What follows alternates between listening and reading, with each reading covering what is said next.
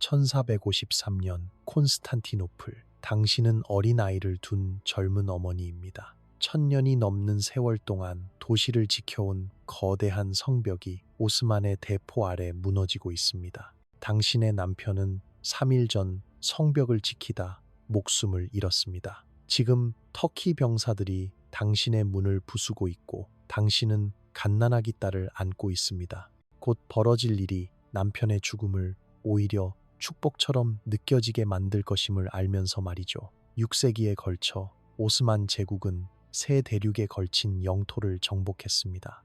비엔나의 성문에서 예멘의 사막까지 우리는 그들을 블루 모스크 같은 건축의 경이로움으로 기억합니다.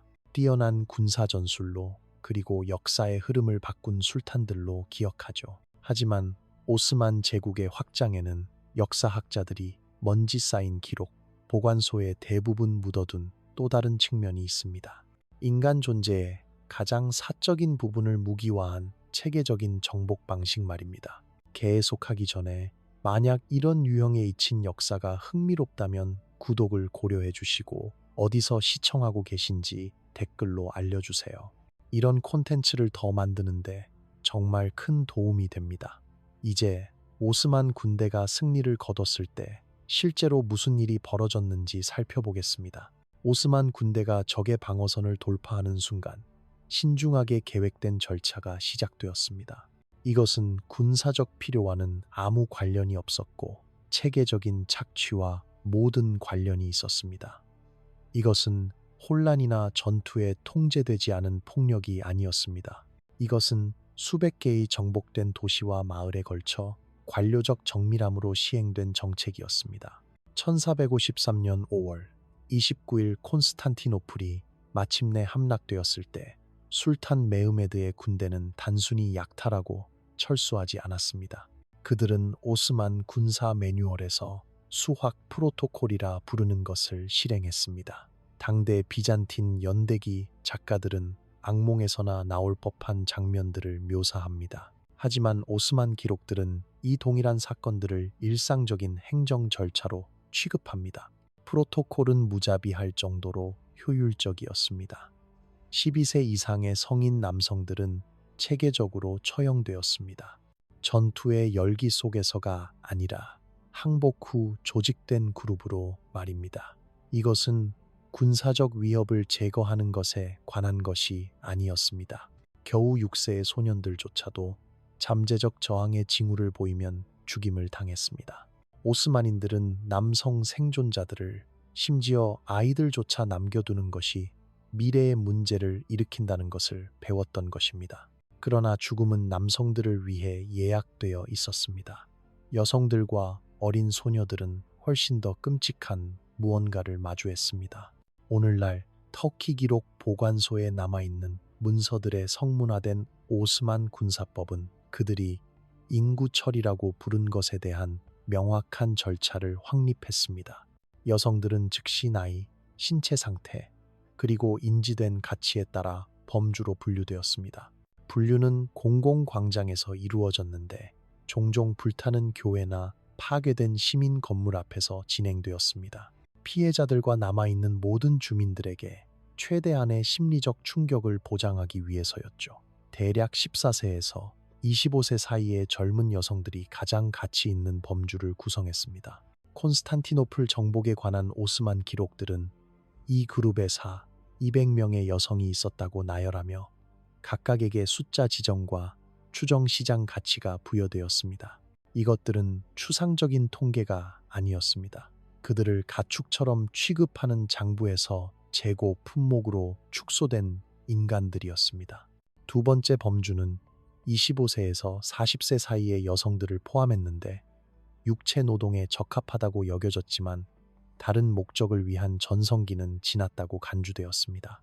세 번째 범주인 40세 이상의 여성들은 남성들과 함께 즉각 처형에 직면했는데 먹이고 운송하는 비용을 정당화하기에는 너무 나이가 많다고 여겨졌습니다. 아이들은 특별한 기회를 제공했습니다. 6세 미만의 소년들은 데브셔름의 시스템을 위해 데려가졌습니다. 제국의 체계적인 문화적, 종교적 개종 프로그램이었죠. 하지만 12세 미만의 소녀들은 오스만 문서가 완곡하게 양성 프로그램이라고 부른 것에 들어갔는데 제국 위계 내의 특정 역할을 위해 그들을 준비시키도록 설계된 것이었습니다. 이러한 절차에 내장된 심리전은 어떤 군사 작전만큼이나 신중하게 계획되었습니다. 가족들은 분류 과정을 지켜보도록 강요당했습니다. 어머니들은 딸들이 서로 다른 범주에 배정되는 것을 보면서 다시는 그들을 볼 수 없을 것임을 알았습니다. 오스만인들은 이 심리적 트라우마가 남아있는 주민들 전체에 퍼져서 미래의 저항 가능성을 낮출 것임을 이해했습니다. 당대의 기록들은 오스만 병사들이 어머니와 젖먹이 아이들을 의도적으로 분리했던 방법을 묘사합니다. 실용적인 이유가 아니라 감정적 고통을 극대화하기 위해서였죠. 우는 아기들은 종종 즉시 죽임을 당했는데 유아들에 대한 잔인함 때문이 아니라 그들의 어머니들에 대한 완전한 권력을 보여주기 위해서였습니다. 메시지는 명확했습니다. 저항은 당신의 아이들이 죽는 것을 보는 것을 의미했습니다. 콘스탄티노플에서 벌어진 일의 규모는 제국 전역의 오스만 정복 패턴을 이해하기 위한 틀을 제공합니다. 도시가 함락된 후 48시간 이내에 약 50명이 이러한 범주들을 거쳐 처리되었습니다. 12명의 여성과 소녀들이 부르사 앙카라 및 기타 오스만 도시들의 노예시장으로 향하는 배에 실렸습니다. 또 다른 8명은 정복 군대 사이에 개인 재산으로 분배되었습니다. 하지만 오스만 관행의 체계적인 성격은 우리가 그들의 문서와 방법을 살펴볼 때 진정으로 소름 끼치게 됩니다. 제국은 상세한 기록을 유지했는데 이것들이 자발적인 전쟁 범죄가 아니었기 때문입니다. 그것들은 신중한 회계를 필요로 하는 계획된 경제 활동이었습니다. 그 시기의 선박 화물 목록은 인간 화물을 비단, 향신료, 귀금속과 함께 나열합니다. 전형적인 항목은 다마스쿠스 비단 20롤, 후추 40자루, 16세에서 20세 여성 15명, 우수한 상태라고 익힐 수 있었습니다. 여성들은 이 문서들에서 이름의 존엄성조차 부여받지 못했고 그저 나이, 신체적 특징, 그리고 추정 가치만 있었습니다. 이 시스템을 지원하는 경제 인프라는 오스만 제국 전역에 걸쳐 펼쳐져 있었습니다. 주요 도시의 전문 시장들은 인신매매를 위한 전용 구역을 가지고 있었고 공급과 수요에 따라 변동하는 확립된 가격 구조가 있었습니다. 젊은 그리스인이나 세르비아인 여성은 이스탄불 시장에서 은화 20개에서 30개를 받을 수 있었습니다. 반면 아프리카 여성들은 그들의 출신과 신체적 특성에 따라 다른 가격을 받았습니다. 오스만인들이 노예제를 발명한 것은 아니지만 그들은 이전 제국들이 결코 달성하지 못한 방식으로 그것을 산업화했습니다. 그들은 현대 기업의 효율성으로 작동하는 체포, 운송 및 판매를 위한 표준화된 절차를 만들었습니다. 매매 증서, 운송 영수증, 시장 재고 목록이 오스만 기록 보관소에 남아 있으며 다른 모든 상업 활동에 적용되는 것과 동일한 세심함으로 인간의 비참함을 문서화하고 있습니다. 아마도 가장 충격적인 것은 이 시스템이 어떻게 자체 추진력을 만들어냈는가 하는 점입니다. 오스만 군사 작전의 성공은 정복된 영토뿐만 아니라 포획된 사람들의 수로도 측정되었습니다. 지휘관들은 잡혀온 포로의 수와 질에 따라 보너스를 받았습니다. 이것은 단지 군사력이 아니라 민간인 집단을 표적으로 삼을 인센티브를 만들었습니다. 생존한 주민들에 대한 심리적 영향은 정확히 오스만 전략가들이 의도한 것이었습니다. 이러한 처리 절차를 목격한 마을과 도시들은 오스만 군대가 지평선에 나타났을 때 종종 저항 없이 항복했습니다.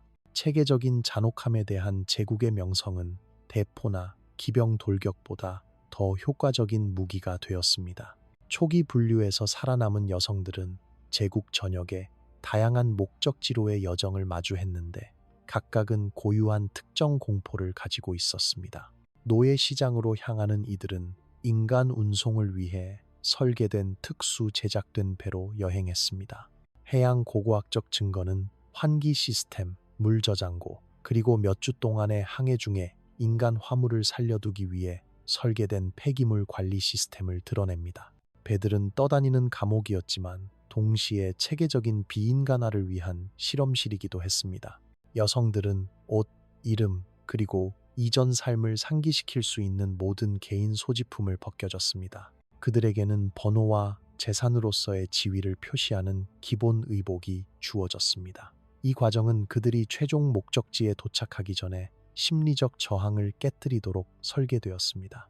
오스만 기록은 운송 중 사망률이 평균 약 15%였다고 나타내는데, 인간 화물을 순전히 경제적 계산으로 바라본 행정가들에 의해 허용 가능한 손실로 간주되었습니다. 운송 중 사망한 여성들은 단순히 배 밖으로 던져졌습니다. 그들의 죽음은 상한 곡물이나 손상된 물품과 함께 장부에 기록되었습니다. 정복된 여성들에 대한 제국의 접근 방식은 중세 전쟁에 대해 우리가 알고 있다고 생각하는 모든 것에 도전하는 수준의 체계적 계획을 드러냅니다. 이것은 무의미한 잔혹함이나 문화적 오해가 아니었습니다. 이것은 수세기와 대륙에 걸쳐 시행된 의도적인 정책이었고, 인간을 상품으로 변형시키는 동시에 전체 주민들을 복종하도록 공포에 떨게 만들도록 설계된 것이었습니다.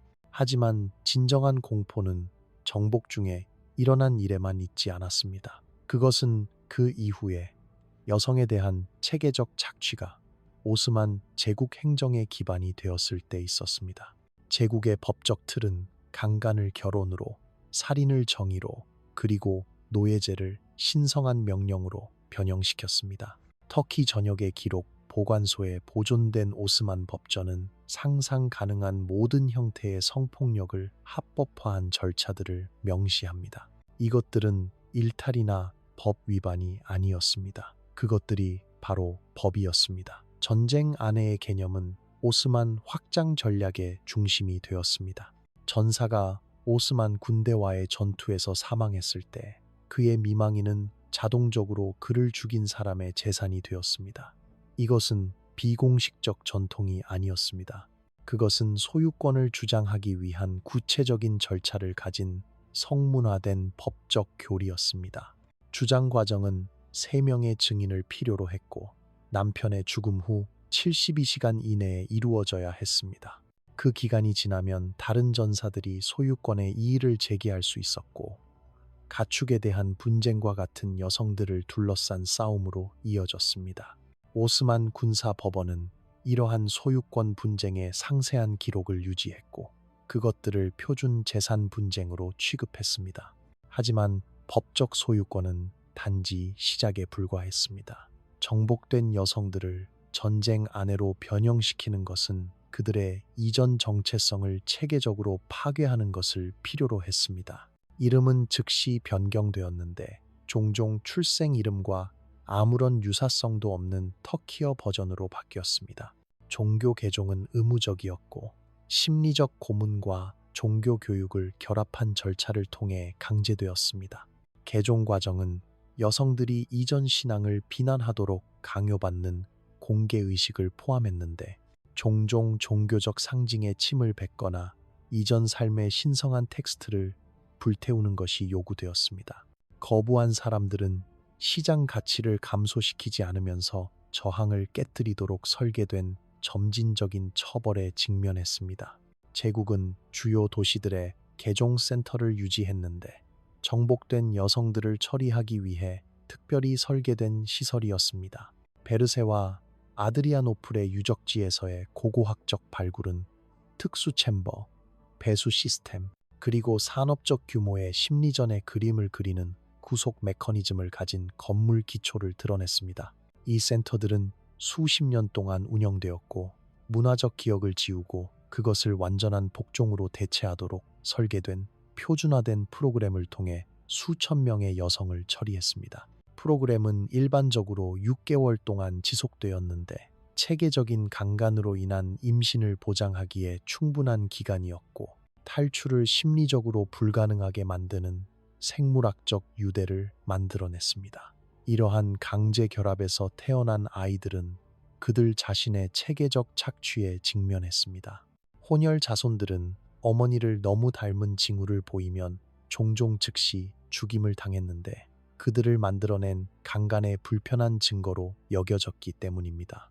생존자들은 제국을 섬기도록 키워졌고 어머니의 진짜 이름이나 원래 문화를 결코 알지 못했습니다. 심리전은 개별 희생자를 넘어 전체 주민들에게까지 확장되었습니다. 오스만인들은 의도적으로 정복된 여성들에 대한 대우를 공개했고 그들이 침략할 계획인 영토들 전역에 상세한 설명을 퍼뜨렸습니다. 체계적인 성폭력에 대한 명성은 어떤 군사기술보다 더 효과적인 정복의 무기가 되었습니다. 마을들은 여성들을 문서화된 오스만 절차에 복종시키기보다는 싸우지 않고 항복했습니다. 제국의 자체 연대기 작가들은 이전에 정복된 영토의 여성들에게 일어난 일을 듣고 즉시 항복한 도시들에 대해 자랑스럽게 썼습니다. 공포가 그들의 가장 효과적인 군사적 자산이 되었지만 항복은 아무런 보호도 제공하지 않았습니다. 오스만인들은 공포에 질린 주민들이 감사하는 주민들보다 통제하기 더 쉽다는 것을 배웠습니다. 자발적으로 복종한 도시들조차도 종종 그들의 여성들이 제국의 안보를 위해 필요하다고 정당화된 동일한 체계적 착취의 대상이 되는 것을 발견했습니다. 공납 시스템은 이 착취를 대규모로 공식화했습니다. 소년들을 데려간 유명한 데브셔름의 징수는 소녀들의 체계적 수집도 포함했지만 이 측면은 역사적 관심을 훨씬 덜 받습니다. 어린 소녀들은 소년들에게 사용된 것과 동일한 법적 틀 아래 기독교 가정에서 데려가졌지만 그들의 목적지와 대우는 극적으로 달랐습니다. 소년들이 결국 오스만 행정 내에서 권력의 위치로 올라갈 수도 있었던 반면 소녀들은 성적 착취와 생식 노예제를 위해 설계된 시스템 속으로 사라졌습니다. 오스만 기록은 공납징수로 데려간 소녀들의 약 40%가 포로 생활 첫 해 안에 사망했다고 나타냅니다. 그들의 포획자들이 관료적 정밀함으로 문서화한 체계적 학대의 희생자들이었습니다. 생존자들은 제국을 위한 아이들을 생산하기 위해 농업용 가축처럼 관리되는 통제된 번식의 삶을 마주했습니다. 이러한 번식 프로그램은 오스만 영토 전역의 시설에서 운영되었고 임신율, 영아 사망률, 그리고 여성 포로들의 생산적 수명을 추적하는 상세한 기록이 있었습니다. 여성 포로들에 대한 제국의 접근 방식은 이해를 거부하는 인간 비참함의 수학적 계산을 드러냅니다.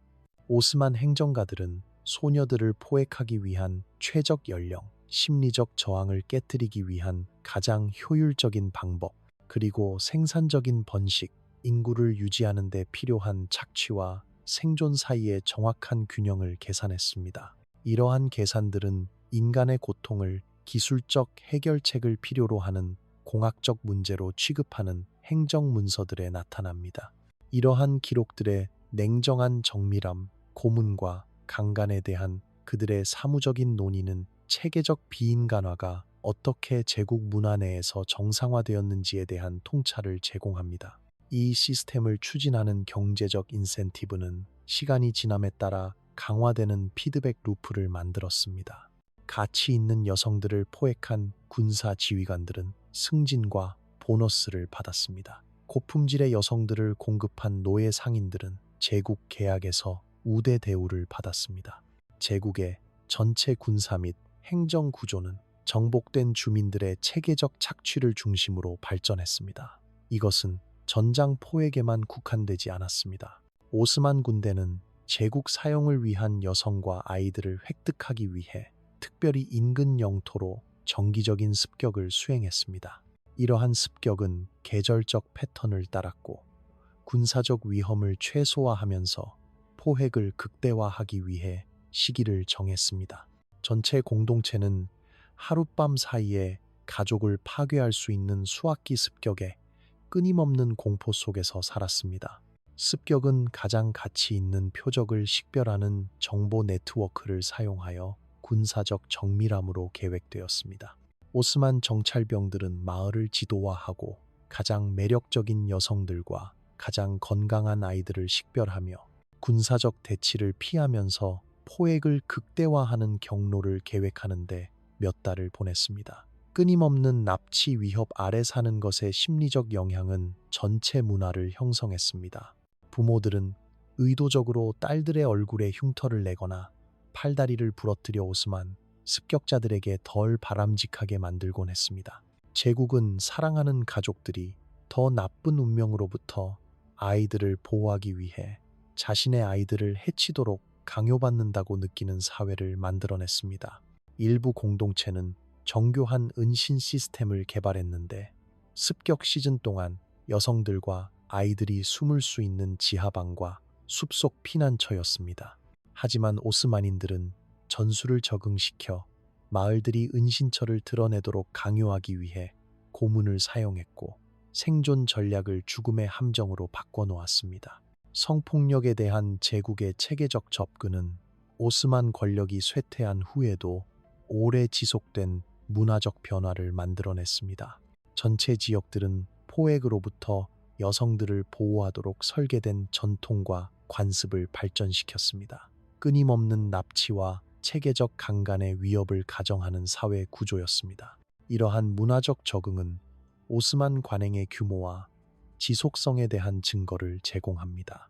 전체 사회가 체계적 성폭력으로부터 여성들을 보호하기 위해 스스로를 재조직할 때 그 폭력은 그들 존재의 결정적 특징이 되었습니다. 이러한 관행에 대한 문서화가 존재하는 이유는 오스만인들이 그들의 행동에 부끄러운 것을 보지 못했기 때문입니다. 그들은 세금 징수나 군사 계획에 가져온 것과 동일한 세심함으로 그들의 절차를 기록했고 수세기에 걸쳐 작동한 체계적 잔혹함의 증거를 보존했습니다. 제국의 기록 보관은 개별적인 잔혹 행위보다 훨씬 더 충격적인 무언가를 드러냅니다. 그들은 번식 등록부를 유지했고 그들의 영토 전역에서 노예가 된 여성들의 생식 능력을 추적하는 상세한 기록을 남겼습니다. 이것들은 조잡한 집계가 아니라 임신 주기, 출산 결과, 그리고 그들이 인간 가축이라고 부른 것의 장기적 생산성을 모니터링한 정교한 데이터베이스였습니다. 포획과 운송에서 살아남은 여성들은 식별 번호가 할당되고 최대 생식 효율을 위해 설계된 시설에 수용되는 자신을 발견했습니다. 오스만 건축가들은 이러한 센터를 위한 표준화된 건물 설계를 개발했는데 여성 포로들을 통제하고 감시하는데 최적화된 동일한 배치를 가진 제국 전역에 나타난 구조물들이었습니다. 건물들은 경비원들이 모든 움직임을 감시할 수 있게 하는 복도로 연결된 작은 개별 감방들을 특징으로 했습니다. 중앙 안뜰은 여성들이 출산에 필요한 신체적 건강을 유지할 수 있는 통제된 운동구역을 제공했습니다. 전문 의료시설은 임신이 성공적으로 진행되도록 보장했는데 여성들에 대한 우려 때문이 아니라 제국의 투자를 보호하기 위해서였습니다. 이러한 시설의 의료 기록이 오스만 기록 보관소에 남아 있으며 여성들을 번식 동물처럼 취급한 절차들을 문서화하고 있습니다.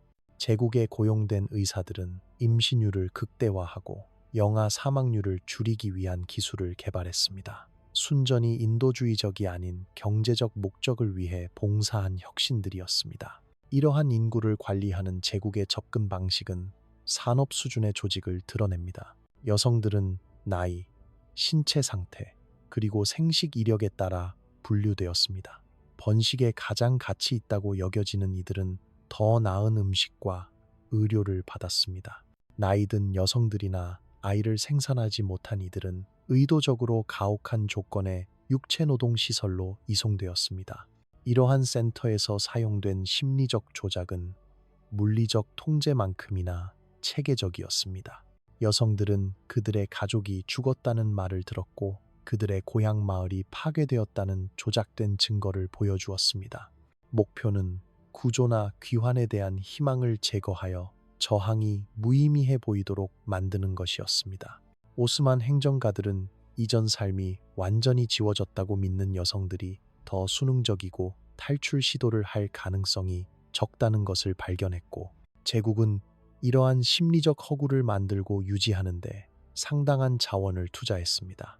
정신적 통제가 물리적 구속보다 더 효과적이라는 것을 이해하면서 말입니다. 이러한 시설에서 태어난 아이들은 성별과 신체적 특성에 따라 미리 결정된 운명에 직면했습니다. 가능성을 보이는 소년들은 5살이나 6살에 어머니로부터 분리된 후 종종 오스만 군사나 행정 시스템에 편입되었습니다. 소녀들은 미래의 번식제고나 가사 하인으로서의 잠재력에 따라 평가되었습니다.